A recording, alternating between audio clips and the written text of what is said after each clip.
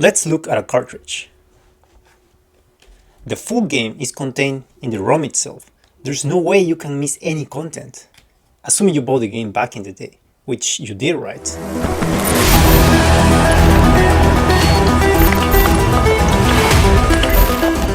What's up, people? As time goes on, some games become unplayable, incomplete, or lost forever. Unfortunately, this trend has seen an increase in recent years due to the development and advancement of technology, the lack of backwards compatibility, and the way games are delivered. If we look back in history to what can be considered the first game ever made, even before Pong, this tic-tac-toe machine called Bird to the Brain was displayed for the public to play in an exhibition in 1950, but it was disassembled at the end of the exhibition. If you think about it, is it really different from a game server being shut down permanently? Not really. Game preservation is the effort to keep a game in a fully playable state for future generations. That being said, let's try to define what a full game is.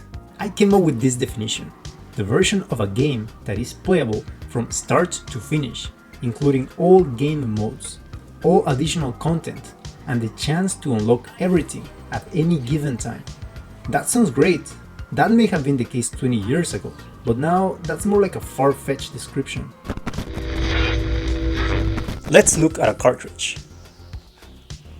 The full game is contained in the ROM itself. There's no way you can miss any content. Assuming you bought the game back in the day, which you did, right? But what if you didn't? Finding that one game you like might be impossible. Years later, however, this was addressed when game downloads were introduced alongside built-in disk drive consoles with network connectivity. Game updates and additional downloadable content became the norm, making it accessible to everyone, but not without downsides. Games were turned into parts to be snapped together by downloading them. The definition of full game was blurred. Preserving games became a convoluted process, but the worst was yet to come. Advances in data communication technology gave birth to cloud-based services. The game industry is gradually adopting the software-as-a-service model, in which games are licensed on a subscription basis or live service, and not as a product. Which is a shame, since games become unplayable when the servers are shut down forever, and you paid all that money for that legendary skin. The game industry is about moving forward, and that's for the best. When games were first created, no one thought about preservation for the future. Well, that might have not been the case with Capcom though.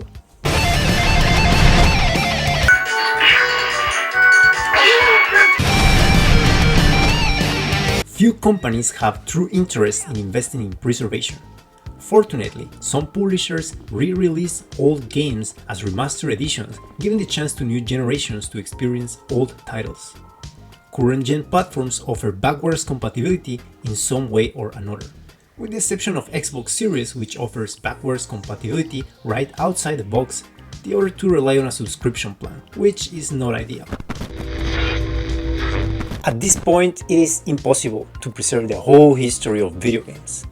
But the question is, how much we can preserve? What matters is what you can do to ensure full ownership over your game collection. For this purpose, I'm gonna teach you the best strategies to preserve what you already own. So make sure to subscribe if you don't wanna miss these tips. That's it for this video. Own your games, guys.